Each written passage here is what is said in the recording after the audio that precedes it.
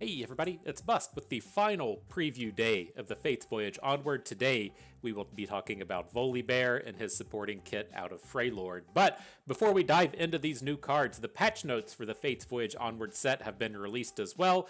No cards were changed within this patch. I think that's very relevant to say as we talk about big bruisers like Volibear in the context of Cosmic Call being in the format, and that did not receive any changes after the Variety patch in the Eternal Season. Nothing else within the standard format has changed either. And so, a couple of other quick notes to make in regards to the patch notes before we dive back into the Volibear release. Number one, this does mark the start of a new event pass with the Eclipse Knight style of thing. It looks like a Leona, Diana type event. Maybe that's foreshadowing to what's coming up out of the next set. I don't know, but there's going to be the new event pass along with a bunch of skins and stuff. It all looks pretty interesting. I think there were like 8 or so skins for the champions coming out. Finally getting a fresh Aatrox skin out here in the mix.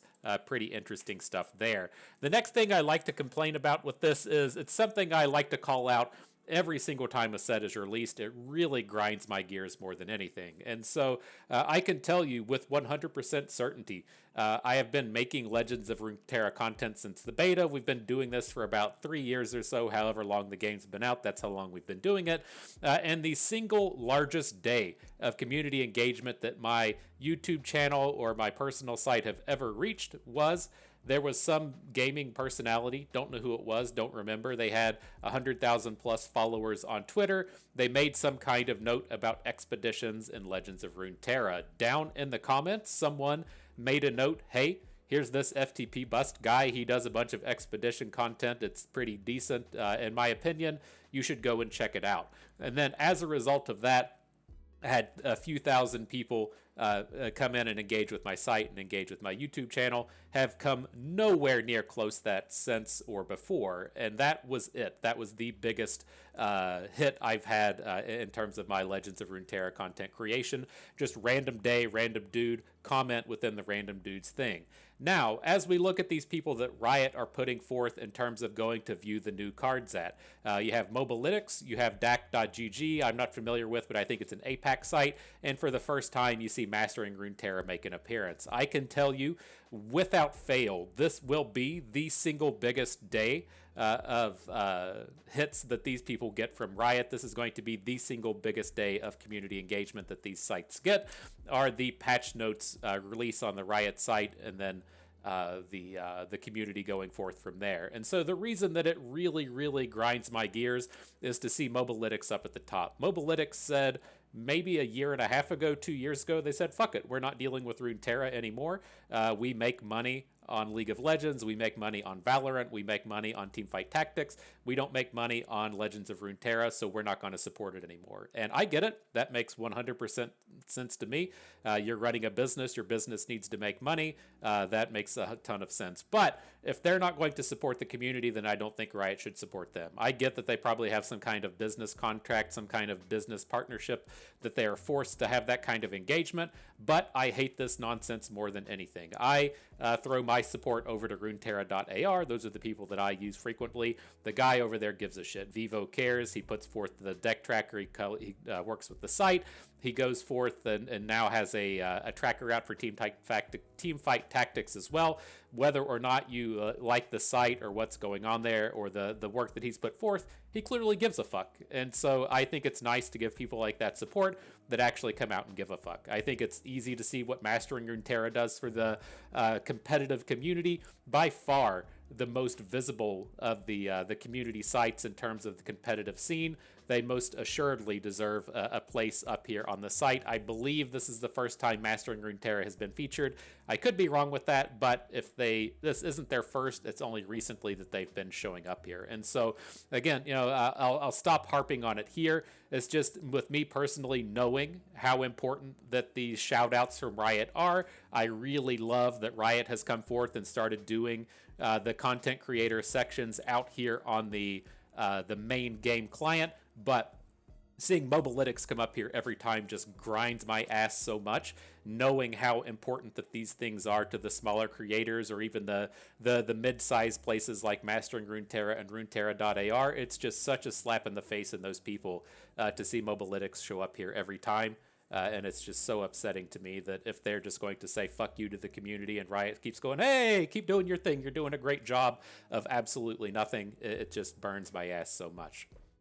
And so, got that nonsense out of the way. Let's go ahead and jump back and talk about these Volibear cards. And so, of course, Volibear is going to be the star of the show here. Absolutely massive unit, Titanic, if you will, a 9-cost 10/10 that on play, this is an elemental skill. You get to play 3 Relentless Storms. And so those Relentless Storms deal 4 damage to a unit. If the unit's dead or gone, it deals 2 damage to the enemy nexus instead. And so I don't think it's fair to call it a higher powered Riptide Rex. They're both very similar, right? Riptide Rex does 2 damage to the unit, 1 damage if it's gone.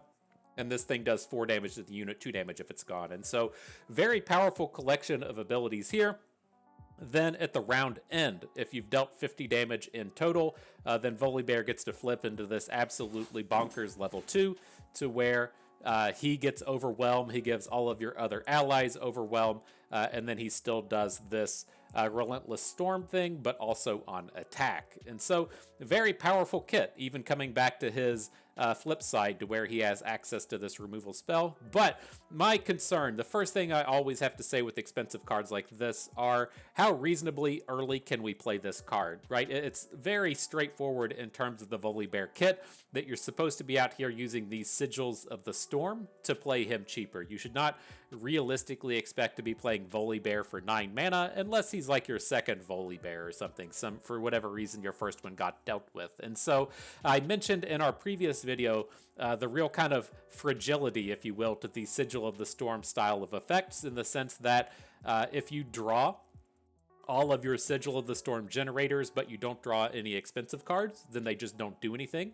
If you draw all of your expensive cards like Volibears, but you don't draw any of the Sigil of the Storms, then you've drawn your deck in the wrong order, and you just can't play anything. And then now, as we stretch this even further, kind of counting on the landmark status of the Sigil of the Storm, and we now have this Explorer package that's been printed that can generate the landmark destruction. It's kind of a scary time to really be counting on Sigil of the Storm to do anything. And so outside of that, you know, if we're going to be out here generating these Sigil of the Storms, like how good or how bad are the cards that also do it? And so we do have a fresh printing amongst this set in the Invocation of Thunder, a 3-mana spell that draws a card and puts a Sigil of the Storm on the board.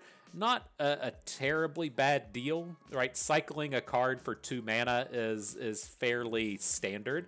And so that's the price you're getting here. Technically, you're spending 3 mana to draw a card, but you're also getting that little bit of investment in the Sigil of the Storm. And then you can move down to the previous day's Sigil of the Storm generators, to where we had Valhyr's Prophet, who is understated, Berserker Ursine, who gives you the most potential to put a bunch of sigils on the board, but he doesn't come down until turn 6 on his own.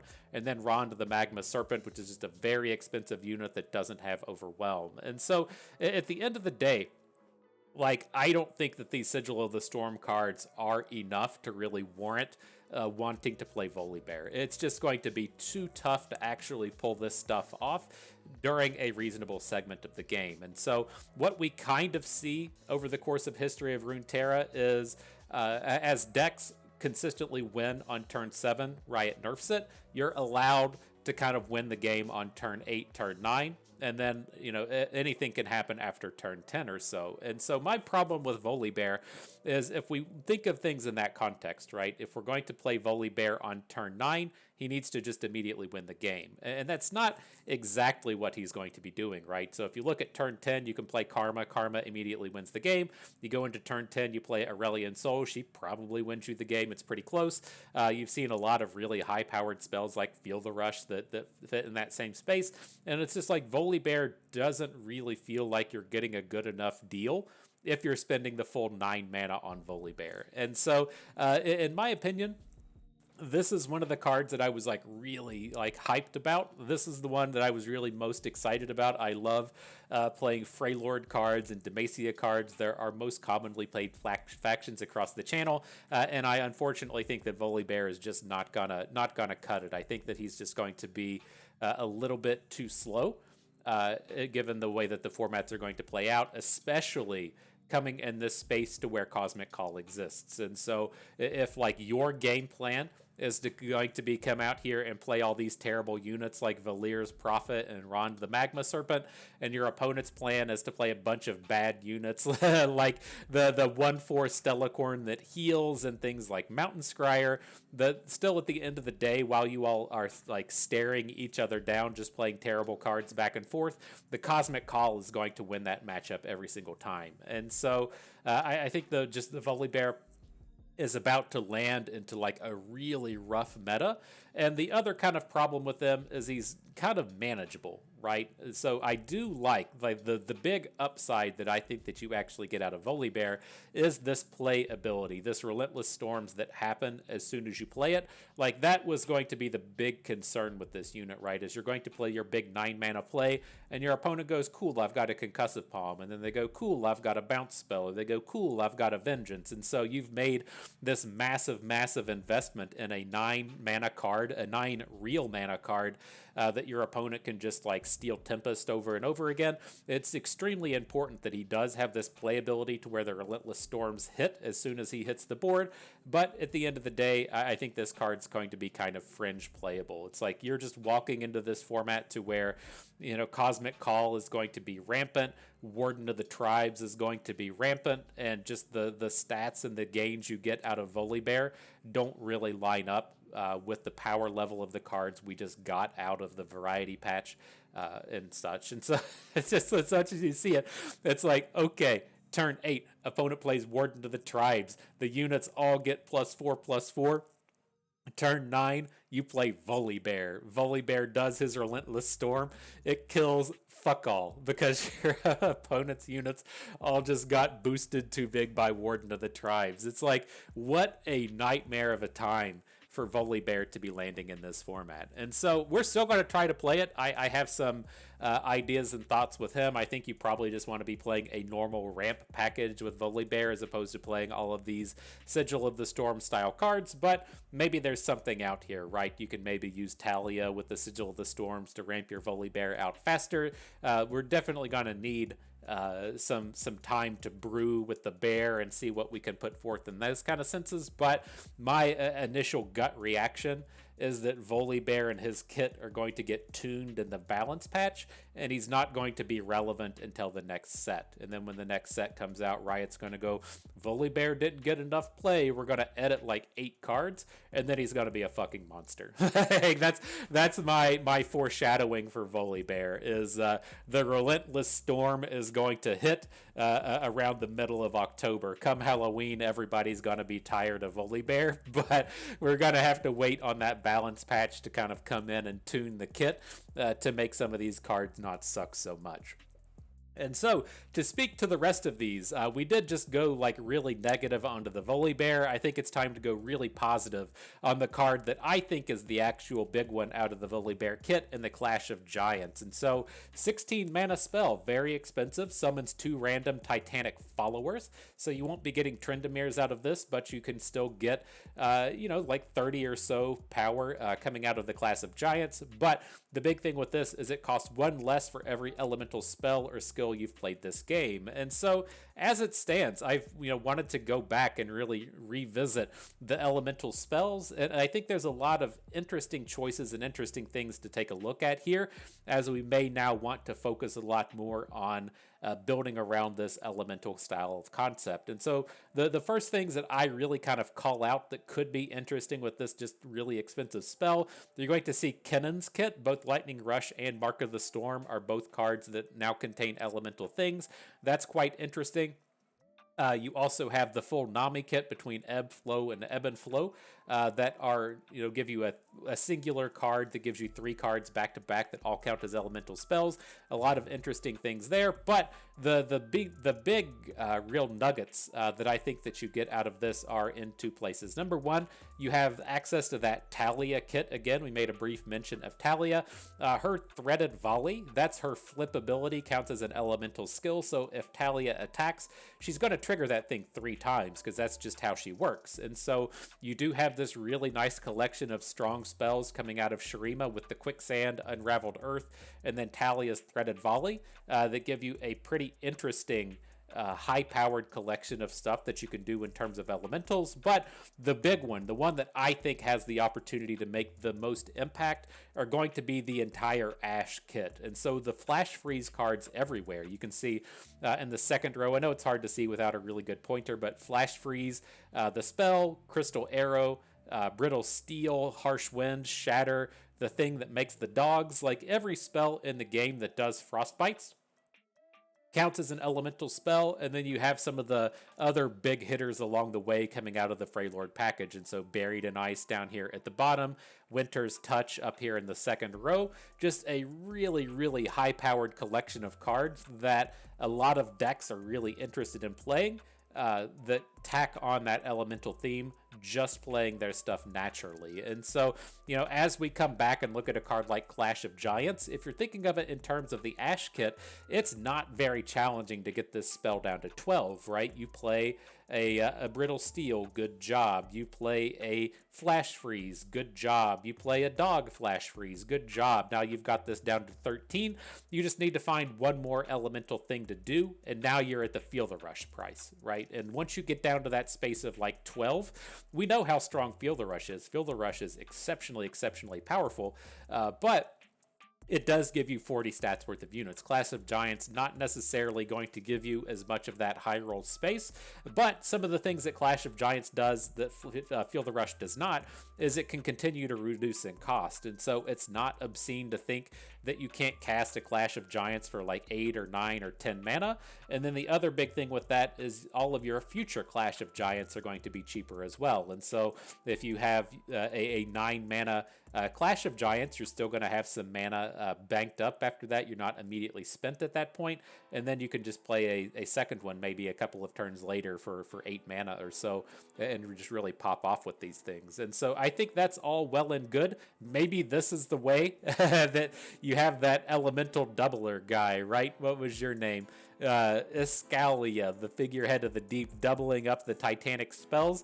Maybe that's the space that actually gets him to work. But I think with the Clash of the Giants, this is the actual big winner coming out of the Freljord kit from this set, and I think that this is probably going to be a standard staple. And so Clash of the Giants is my call for the Freljord card to really watch out for amongst these.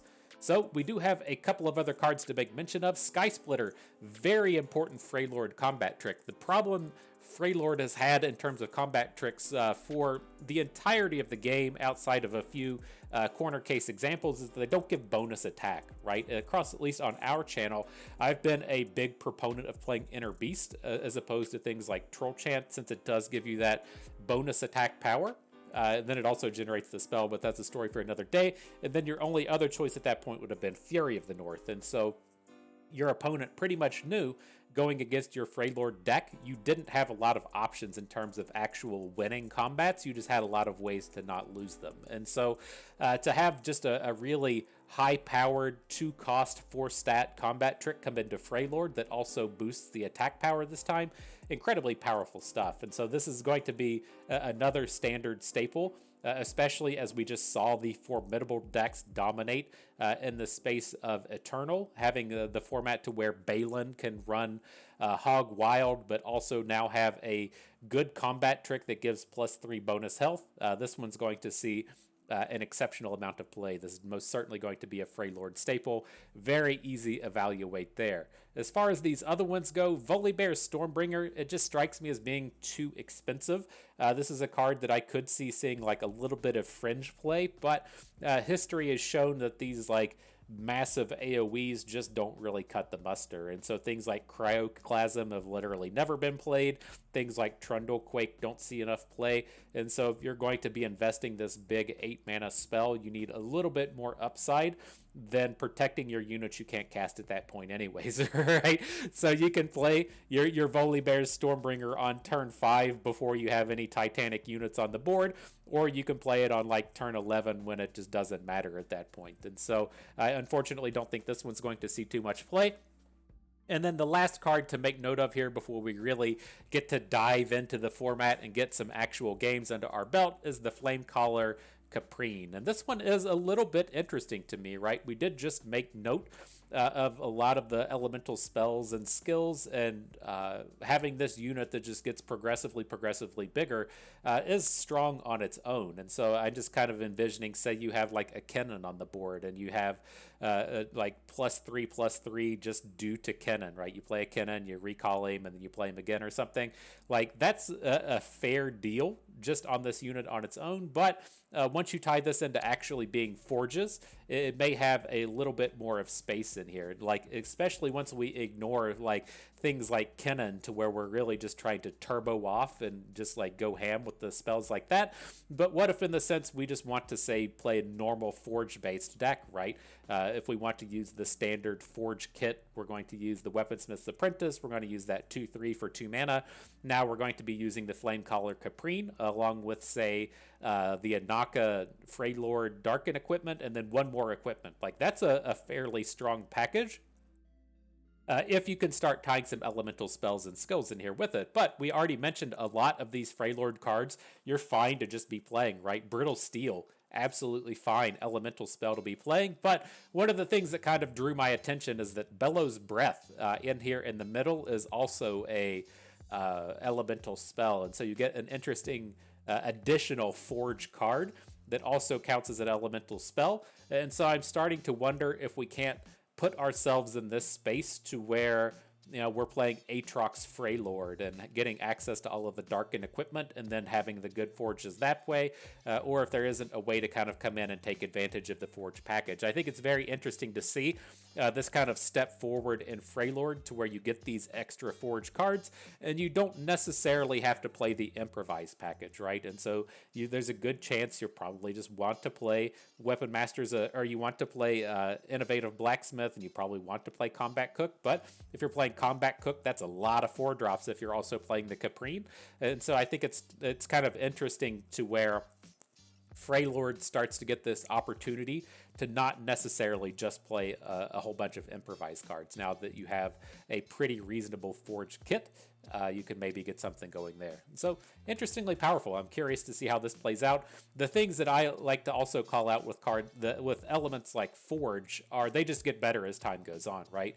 Riot is always going to be printing equipment. They're always going to be printing infinity edges and the like, and so we're going to continue to see equipment throughout the course of the game. And so while the Flamecaller Caprine may not be spectacular in the current meta or in the current format, that's not to say that Riot won't print a new equipment in the next set that is the like real tipping point to make this forge-based strategy to pop off. And so, interesting stuff. Sorry, Volibear, I talked a lot of trash about you. I hope I'm wrong. I hope we have lots of great games with Volibear just coming in, crashing and doing big, dumb unit things, because that's the funnest way to be doing it, in my opinion. And so, good stuff. I'm excited for Fates Voyage Onward, and that is going to do it for us today. So, hope everyone enjoyed the video. Hope you maybe learned a thing or two along the way, and you had a good time watching. So, this is Bust, and we thank you for being here.